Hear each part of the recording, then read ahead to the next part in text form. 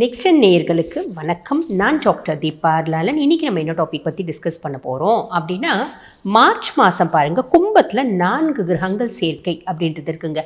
இதை சதுர்கிரக யோகம் அப்படிம்பாங்க. கும்பத்தில் மட்டும் 4 கிரகங்கள் சேர்க்கை இல்லைங்க, மீனத்தில் சுக்கிர பகவான் உச்சம் பெற்று அமர்றார். ஆக இந்த ஒரு நாட்கள் பாருங்கள், அதாவது இந்த மார்ச் மாதம் முழுசுமே நிறைய ராசிகளுக்கு அபரிவிதமான நற்பலன்கள் அப்படின்றது வரதான் போகுது. உங்கள் ராசிக்கு என்னென்ன மாதிரி நற்பலன்கள் வரப்போகுது, அதே மாதிரி ஒரு கிரகங்கள் ஒரு பாவத்தில் இருக்காங்க, ஒரு கிரகம் ஒரு பாவத்தில் இருக்குது அப்படின்னாலே நல்லதும் உண்டு. உதாரணத்துக்கு 90% நல்லது, இல்லை 10% நெகட்டிவ் அப்படி வரலாம். இல்லை 90% நெகட்டிவ், 10% நல்லது அப்படின்னு வரலாம். இங்கே 4 கிரகங்கள் இருக்காங்க அப்படின்னும் போது எந்த அளவுக்கு நல்லது இருந்தாலும் ஆப்வியஸ்லி சின்ன சின்ன விஷயத்தில் நம்ம கொஞ்சம் உஷாராக இருக்கணும்.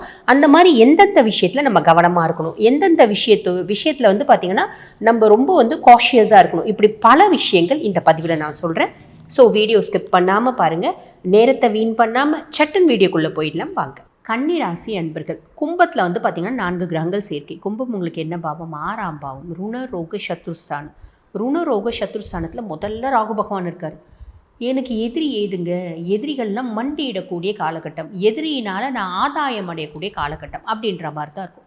எதிரியாகவே இருந்தால் கூட அவன் நம்மளை கெடுக்கணும்னு ஏதோ ஒரு விஷயத்தை செய்வான்.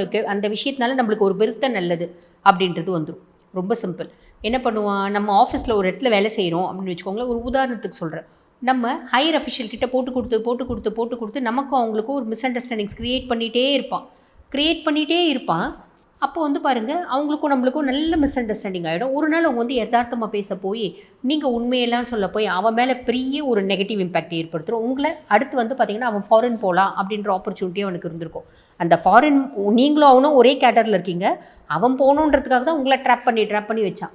இப்போ அந்த ஹையர் அஃபிஷியல் புரிஞ்சு என்ன பண்ணுவாங்க, அவனை தூக்கி கீழே போடு, இவரை தூக்கி ஃபாரினுக்கு அனுப்பு அப்படின்ற மாதிரி அனுப்புவாங்க. அந்த மாதிரி ஏதோ ஒரு விதத்தில் எதிரிகளால் நம்ம ஆதாயம் அடையக்கூடிய காலகட்டம் அப்படின்னு சொல்லலாம். எங்கே கடன் கேட்டாலும் கிடச்சிடும். கடன் பெரிய லெவலில் வாங்காதீங்க. நிறைய தனிநபர் கடன் இருக்குது அப்படின்னா ஒரு பேங்க்கில் லோன் வாங்கி அந்த தனிநபர் கடன்லாம் அடைச்சிடணும். கடன் பொதுவாக கடன் வாங்கினா வாங்கிட்டே இருப்பாங்க. அவங்க வாங்குகிற கடனை பார்த்திங்கன்னா அவங்களோட பிள்ளைங்க அடைக்கிற மாதிரி நிறைய கண்ணினோட ஒரு அமைப்பும் உண்டு. அப்போ பெரிய லெவலில் எப்பயுமே கடன் வாங்கக்கூடாது அப்படின்றது ஞாபகம் வச்சுக்கோங்க. இந்த காலகட்டத்தை கடனை அடைக்கணும் அப்படின்னு நீங்கள் பிளான் பண்ணீங்க அப்படின்னா சட்டுன்னு அடைச்சிடுறதுக்கான வழியும் வாய்ப்பும் உண்டு. நம்மளுக்கு ஏன்னா யூஸ் இல்லாத ஒரு சொத்து இருக்குது அப்படின்னு வச்சுக்கோங்களேன் பூர்வீகத்தில், அந்த சொத்தை வியாபாரம் பண்ணி நம்ம கடனை அடைச்சிடலாம். இது வரைக்கும் அது யூஸ் இல்லைங்க, இது வரைக்கும் அதை யாருமே கேட்கலிங்க. இந்த காலகட்டத்தில் 4 பேர் கேட்பாங்க, போகிற ரேட்டு கொடுத்துட்டு ஒரு கடன் அப்படின்றத அடைச்சிடுங்க, நிம்மதியாக இருக்கலாம். புரியுதுங்களா? அந்த மாதிரி ஒரு அமைப்பும் உண்டு. சரி, 6ஆம் பாவத்தில் செவ்வாய். அண்ணன் தம்பிங்க நம்மளுக்கு சப்போர்ட்டிவாக இருப்பாங்க. கடன் எனக்கு இவ்வளோ இருக்குப்பா, நான் அடைக்கலான்னு பிளான் பண்ணுறேன். எங்கள் அண்ணன்கிட்ட சொன்னேன், எங்கள் அண்ணன் எனக்கு ஒரு அமௌண்ட் கொடுத்தாரு, நான் அடைச்சேன். ஸோ அண்ணன் தம்பிகளால் ஒரு ஆதாயம் பெற்று கடனை அடைக்கிறதுக்கான பிராப்தம் அப்படின்றது உண்டு. அதே மாதிரி நெகட்டிவ் என்ன, ரத்தம் சம்மந்தப்பட்ட நோய்கள் வர்றதுக்கு, சின்ன சின்ன ஆக்சிடென்ட்ஸ் வர்றதுக்கு, சின்ன சின்ன சர்ஜரிஸ் வர்றதுக்கு வாய்ப்பு உண்டு. ஆரோக்கியத்தில் கொஞ்சம் கவனம் அப்படின்றது வச்சுக்கோங்க. அதே மாதிரி நம்மளோட உடல் சார்ந்த உபாதைகள், உடம்பு ரொம்ப முடியாமல் போச்சுமா, ஸ்டண்ட் வைக்கணும்னு சொன்னாங்க, கையில் காசு இல்லை, என்ன பண்ணுறதுன்னு தெரில. எங்கள் அண்ணன் சொன்னான், என்னப்பா இதெல்லாம் தள்ளி போடக்கூடாதுப்பா, நான் காசு தரேன்ப்பா, முதல்ல நம்ம போயிட்டு ஸ்டண்ட் வச்சு ஹாஸ்பிட்டல் போயிட்டு சரி பண்ணிட்டு வந்துடலாம்ப்பா அப்படின்னு அண்ணன் சப்போர்ட்டிவாக இருந்தார், தம்பி சப்போர்ட்டிவாக இருந்தார். அப்படி ஒரு அமைப்பு. அதுக்கடுத்து சூரியன் இருக்கார்.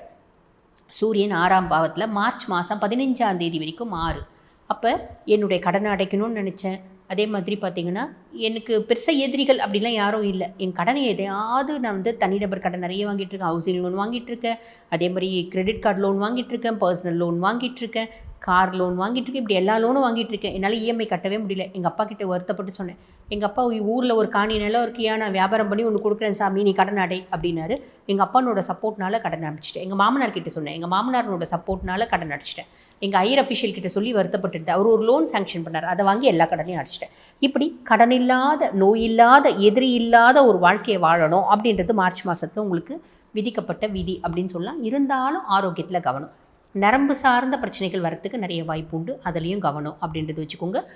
நம்ம பாருங்கள், கடனை அடைக்கிறதுக்கு என்ன பிளான் பண்ணலாம் அப்படின்னு நீங்கள் யோசிச்சிங்க அப்படின்னா நிறைய பிளான் கிடைக்கும். அதே மாதிரி உடல் சார்ந்த உபாதைகள் வைத்தியம் பண்ணிகிட்டே இருக்கீங்க, பெருசாக வைத்தியத்துலேருந்து எனக்கு அந்த நோய் குணமாக மாட்டேங்குதுங்க, ஏன்னா அது ஆட்டோஇம்யூன் டிஸார்டர், குணமே ஆகாதான். அப்போ என்ன பண்ணுறதே தெரில. நான் என்ன பண்ணுறேன், இப்போ இந்த மாடர்ன் சிஸ்டம் விட்டு நாங்கள் பார்த்திங்கன்னா இந்த மரபு வழி வைத்தியங்கள் அப்படின்ற மாதிரி பண்ண இதில் எனக்கு நல்ல இம்ப்ரூவ்மெண்ட் இருக்குங்க. இந்த மாதிரி நான் புது புது டெக்னிக்ஸை ஃபாலோ பண்ணும்போது எனக்கு நல்ல இம்ப்ரூவ்மெண்ட் அப்படின்றது வருதுங்க அப்படின்னு சொல்கிற மாதிரி நிறைய கன்னிராசி அன்பர்களுக்கு அமைப்பு அப்படின்றது உண்டு.